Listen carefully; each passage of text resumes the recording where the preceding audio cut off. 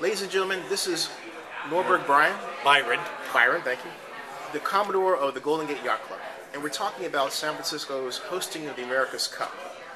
And your involvement in it. You said 10 years ago it started with Larry Ellison in an indirect form. In an indirect form. Yeah, and for like a kind of a short crib notes version. Basically. Short cribs note. Well, 2001, our club was suffering financial hardships all the way from the Loma Prieta earthquake 10 years earlier from that.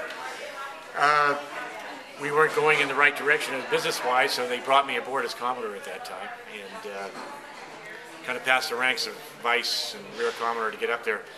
And we had to look at a real good aspect that either we need to lower our colors or we need to get our act together and move forward. So we did a lot of angles, try to get California Culinary Academy in here, work with us. Tony and Tina's wedding ceremony, almost had them in here on a bus. I tried everything. And bottom line, it wasn't working out, and I was really afraid to tell the members that we're going to be lowering those colors down, and that's going to be it. The history of our club's going to be out. We were formed in 1939, so we were around for a while. But one day I read an article in the newspaper, it was a chronicle, how Larry Ellison shuns the St. Francis Yacht Club, who's my good neighbor down the street. And I was more interested in what's happening with the St. Francis. They're my neighbor, and I found out that they lost their bid, or their bid to become the challenger for Larry.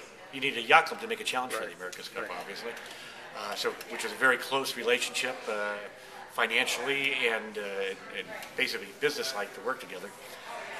I read about the article and I said, well, you know what? Maybe he can use the Golden Gate Yacht Club. And I tried to make a call to him, and couldn't really get through at the Oracle headquarters.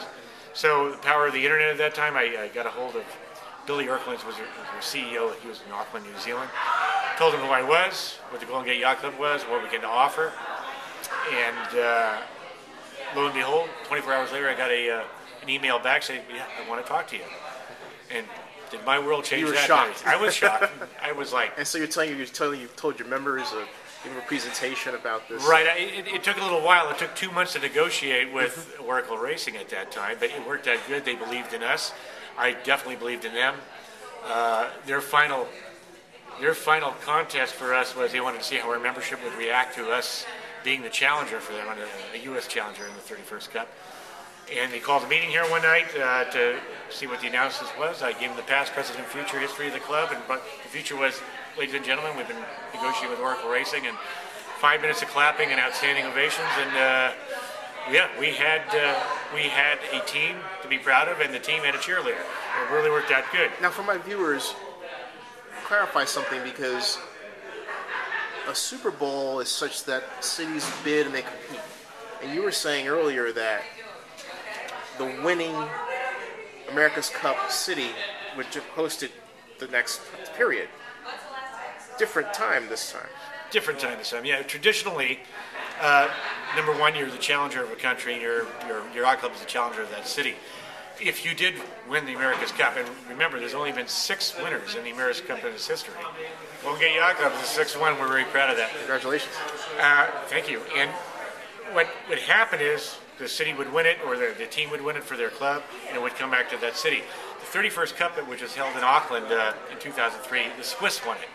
First time a real landlocked team won the race.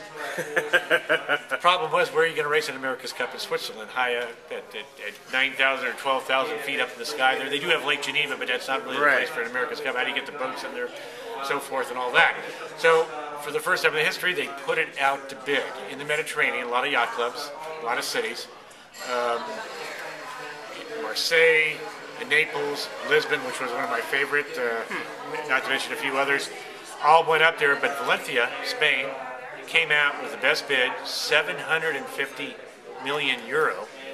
That's over $1 billion in today's standards, to help the team to get the city organized and all that stuff. That was in 2004, beginning of that. They had that city ready to go, basically in 2006, but 2007 for the 32nd America's Cup. They beautified, rejuvenated that whole place. I mean, even the manhole covers were changed. It said 32nd America's Cup all over the streets. Hotels came about. The Swiss won it again. Lo and behold, they got to stay again. So, throughout that process, they won in 2007. There was some not so good things that they were doing with their new Challenger record. They picked an overnight team. When I call an overnight team, they formed a club overnight to be a Challenger record. And a Challenger record, what they do, they're the first team to make a challenge against a defender who is a Swiss. And they get to make the rules for the other teams with a Swiss. And it was formed overnight. They didn't have no history. The deed of gift, which we're obliged to for this race, has certain, rules. Right. You have to be a yacht club with so many members. You got to have so many regattas per year, that kind of stuff, back and forth. None of it qualified. So everybody was kind of shocked when they saw the rules coming out. But Larry Ellison, our team owner, he was actually a knight in shining armor, came out forward and says, you know what, this isn't right. It's going to be a long and arduous process. We had to go to court. And the court, New York, because that's where the deed of gift is from. And that's where the incorporated rights are from. We went to New York. It was a long battle, 2009. We finally got the okay that we had a deed of gift race, which is, deed of gift race is basically, the old gauntlet where you challenge somebody one-on-one. We get to pick the type of boat. They get to pick the venue. They could not come up with the venue, the Swiss. So the courts came back, said, we're just going back to the last place, Valencia, Spain. And so forth. February 2010. Two big, beautiful boats. A catamaran from the Swiss and a big trimaran, USA 17th Part Team. Best out of 3 race. You should have been there. I mean, it was beautiful. It was history. I mean, dramatic. We won the cup. We won the cup. 10 years. Yeah. 10 years of working for this. And I'll never forget that. We had a big party that night, obviously. We all woke up the next day and we were all looking at each other. Wait. You all woke up? Yeah, we did wake up. No hangovers? If they were there, you couldn't feel them. But where are we? What do we do? How are we going to move forward with this? I mean, it was just a totally new operation. Right. For 10 years, we were a challenger, and we were trying to challenge. Now you're the champion. Now we're the champion. Now we're the defender. Yeah, right. Now, coming back to the city, Larry learned that, especially with economic times, we're bringing the cup back to the United States. Right. And San Francisco is the place to be, but San Francisco had to kind of step up to the plate to make sure that we could handle it. The city of Valencia showed us the last time around 750 million euros. Now, we know the city of San Francisco, they don't have $750 million to give out. But nevertheless, I feel from my heart that I know Larry always wanted it here. He really did. I mean, our first conversation was 10 years ago, and like I told the membership that he wants to sail it under that bridge with our Burgee. I just always felt it. Although we had a couple of peaks and valleys here, we had to go through negotiation with the city. And there were a couple other places to rule out: San Diego, Newport, Rhode Island. The Italians wanted it. Was there a person in San Francisco who got it right off? Was that Gavin? Was that Gavin Newsom was? Just ecstatic about this, passionately. And then from his office, Kiri McClellan, she stepped right aboard. They got Mark Buell aboard too. So they got the right people going, getting the right committees and everything. And again, we're in economic times where it's not that easy. You mentioned the Super Bowl before. Well, it's a one-year thing and the sponsorship and all that. Right. It's a tradition, but with an America's Cup, no, it isn't. It's the third biggest sporting event in the world. But do people really know about it? No. We're sitting here in a yacht club at the marina right here, and all these houses in front of us here, they see boats every day.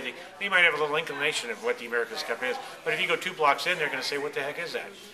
So the thing is really happening now, we are going to have it in the city. They won the bid. We're getting that going. But more than that, Larry Ellison, and our new CEO, Russell Coons, who's a 3-time America's Cup winner. They envision, let's bring this back out to the community. Let's bring this back out to the people. Smart idea. Let's get to the kids. This whole waterfront here, it's a natural amphitheater race. Traditionally, these America's Cup races are held what we call free of headlands. That means out the water, out the gate. And I've been a 10-year veteran of this. Auckland, New Zealand, Valencia, Spain, where we'd have to go out 20 miles, 30 miles sometimes, and then wait to make sure that the weather was fine to have that race. This is going to be different. This is going to be in the bay, right here in front of us, where traditionally you had to get out on a spectator boat. Right. Now you can watch it right here from the shoreline, and that's what the city wants to do. They want to create an environment that you don't have to go to a yacht club, although we're going to be pretty well filled up as our neighbors will be, but the general public is going to get out here and be able to watch that race. And if any of you had the chance of seeing the Moe Cup in 2003, where we had a Lingy in Oracle Racing out here. Yep. These boats came so close to shore. You saw these people, you saw the sweat dripping off. You heard all the noise of the boats. It was really a fun time. We had 100,000 people one time on a Saturday watching the race from the shore. And that experience that we were on with the boats really will go a long way to, in a sense, for want of a better term, selling what those guys, in some cases gals, will go through racing their boats, right? Definitely, yeah. You know? I mean, we're going to have the media in this race. We're really stepping up the bat. We are going to have helmet cams. We're going to have mask cams. We're going to have all over the boat. So, to tell you the truth, as closer you're going to be here, you might want to be there next to that big screen TV. I know the city's planning on getting the big ones out there so people can be watching. It's going to be exciting, and it's going to be brought back to the people, and we're going to get them excited in where the America's Cup is all about. What can I do? If I want to volunteer, can I contact you now and say, hey, Mr. Brian, I just want to lend my hand? We are getting lots of people with that same question out there, and the best thing to do right now, go to www.34thamericascup.com, and there's a link there that's looking for jobs as a volunteer or full-time jobs. Get into that link, fill out your resume, your CV, and all that stuff, because we're going to need a lot of people here in 2013, trust me. Hey, thanks a lot. Okay.